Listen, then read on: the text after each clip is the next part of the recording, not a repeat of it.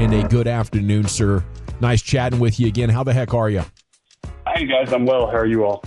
Well, that was a lot of fun, wasn't it? What could this weekend mean for Marcus Semien and the offense? Well, I think it shows how important Marcus is to us. And when he gets going, oftentimes the team gets going. And his at-bat quality. And we thought we saw some signs over the last several weeks that we thought that Marcus was starting to turn the corner. And our hope is that this continues. But he's so important to our team. He's played an elite defense. He's a leader on the field and off the field. And he's just so critically important to us. So if he continues this, we're going to get Corey going at some point here, and the rest of these guys are going to follow suit. It's just exciting to see the offense have two really good games, and my hope is that we can start stringing together, several of these in a row, where the offense really just puts up big numbers. When we saw you on Friday, you said Semien's going to hit. This is going to be better, and I noticed how convicted you were when you said that. What made you that way?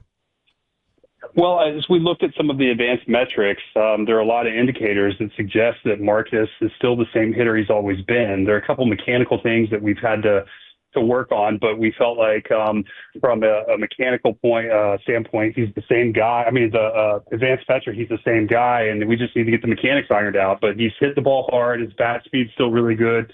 And that, we felt like it's just a matter of time before he starts to figure out the mechanic. And when he does, he's going to be in a good spot. And I didn't know the timing when I said it, that he would have such a great weekend. But regardless, it was fun to see him hit. Is it usually mechanical things, or how much of it is just like a approach? Well, I think some of it's mechanical, some of it's approach, and some of it's just mental and confidence. And these guys, I say it all the time, they're not robots. And so you got to remember that they, at times lack confidence. They don't feel comfortable. They try new things. They don't have results immediately. And, they don't know where to turn. So I think it's a matter of really just trying to give them the support they need from a mechanical standpoint, working with them when they've been the best versions of themselves. So looking at times in their career where they've really been at their best and trying to identify what they did then, what they're doing now, if their body will allow them to be that same player, which, for a lot of these guys, we feel like they are the same, the same athletes that we've seen. And then, psychologically helping them from a confidence standpoint, to just, relax and say, hey, you do this, you're going to be fine. The results are going to come. Just trust the process. It will come. See why, with the Nathan Eovaldi news, as a fan, you hear everything is okay. Everything appears to be okay. And then he's put on the 15-day injured list there. And is this one of these things that, and maybe it's a little bit worse? We're kind of thinking like, oh, everything's okay. We're going to be out of the woods here. But is it one of those things? I mean, should fans be worried about these types of things? Well, anytime a pitcher misses time, I have a level of worry, a level of concern, but we have one of the best team doctors in terms of arm specialties with the elbow and shoulder, and Dr. Keith Meister. And Keith has examined Nathan. I've spoken to Evo, Boch has. We're all pretty confident that this is going to be a short stint on the IL. And sometimes these things, it doesn't necessarily mean he couldn't pitch through it, or it's not very serious. I think what it means is we're looking at the big picture, and it doesn't make sense to make him pitch through something or ask him to come back and try to compete before he's 100%, because we're playing the long game here. I mean, ideally, we're going to get between 180 and 200 innings from Evo.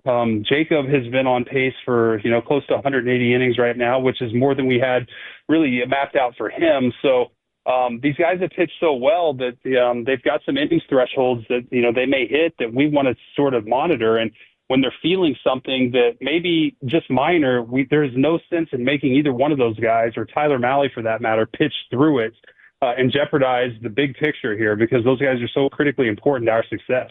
I think that's brilliant. I think, if this team could get to October, it could be really dangerous if Evo is there. Are you guys more cautious with pitchers or the staff in general than average, or than you've been in the past? I don't know what average is across the league, so I can't say. I mean, I do think that we're very, very communicative, and on top of our pitchers, their workloads, their throwing programs, their bullpens, the number of pitches they throw in their bullpens, their extra days rest, our strength conditioning team, our medical team. We call that our performance departments, and we have somebody who oversees it. We have a specific physical therapist assigned to our starting pitchers. We're very diligent. I mean, they're invaluable in terms of what they mean. It's the fastest way for a season to go south, frankly, when you lose starting pitching. And we're going to do everything we can to keep our group out there. And we have, we feel like we have pretty good depth with our starting pitching, but you never want to lose any of them. Chris Young with us here on the Fan. What's the game plan here in the short term for Adolis? Well, I think, we've talked to Adolis about some of the mechanical changes that we think are necessary. We do believe athletically that this guy is still in his prime, that he can be the same player, close to the same player that he was in 2023. And with a couple little changes, that he can really bounce back. And, we're working through those right now. Sometimes those changes are hard to make in competition. For the reasons I identified, the guys they lack confidence, they don't feel comfortable, and it's hard to ask them to go compete when they're changing things. So some of it's a matter of just how quickly we can make these changes with Adolis, how quickly he can buy into these changes and feel good with them. And then, another aspect of this is who's performing. I mean, we're getting Evan Carter back tomorrow. We'll have Wyatt, Evan, Osuna, Sam Haggerty's been playing very, very well, all in the outfield. Josh Smith can play outfield now that Corey's going to be back at short more. So, for Adolis, as much as he is, an important piece to us, there's also a performance aspect to this that he needs to perform. And over the last 45 days, he has not performed at a level that is going to help us win that we need. And so we do need better from him. He's a legend, and he was amazing, and he still is, and he's so talented, and he's beloved by the fans and the clubhouse. So I wouldn't ask this question easily, but did him being out spark the lineup in any way, either psychologically or just production wise? No, I don't think so. I think that these guys are professionals, and we've got really good players. And I think just really, we put some hot players in the lineup with Haggerty and Osuna, and they got extra playing time mainly because Adolis didn't play. And, they did some things that helped us win maybe in a different way than, Adolis can hit a home run at any point. But the quality of the bat and the approach, hasn't been to the level that we need recently. And Haggerty and Osuna have had, very good quality at bats. And, they each laid down some bunts this weekend, something we haven't been doing much of. They can steal bases. And, when the offense isn't slugging, we've got to find ways to create. And these are different players who provide a different style that has allowed us to, score some runs. And we'll see where it goes. See why and if I could circle back with Adolis, veteran guy like Gavin was talking about, World Series champ. How difficult are those conversations? And do you believe in just being upfront with him and saying, hey, this is where we're at right now, and that's the approach that we need to take? Yeah, this is about winning games, and the players that are going to help us win. And as much as we love Adolis, like I said, there's been 45 days of extended struggle here, right? Without real sign that it's going to change. And until we change something mechanically, just in fairness to the team, right, we have to put the group out there that is going to produce. And so, we want him to make these changes. We expect that he can make them quickly. And if he does, we think he's going to get back to being a great player. But certainly we need to see some progress with it before I think we feel comfortable to where so that he's going to produce and help us win at like we know he can. So we're hopeful, but we need the progress here. I'm going to ask you this question. How's the buy-in from his end been? I think he understands. I think he's frustrated. He understands. I think he worked on some things this off season and probably didn't get the results that maybe he wanted. And I think he understands that he needs to change. And so, and ultimately, the playing time, I think, is something that just you can't argue with. And so I think that's the thing that, he knows. He wants to win. He wants to be a part of this. And he's a great teammate. He's a great person. So I think the buy-in is going to be good, but it's going to take a little bit of time here. Okay, all right. It's Chris Young here with you on the Fan. Is this a Jack Leiter breakout? Are you as fired up about him as his dad is on MLB Network? How would you talk about what we saw Friday?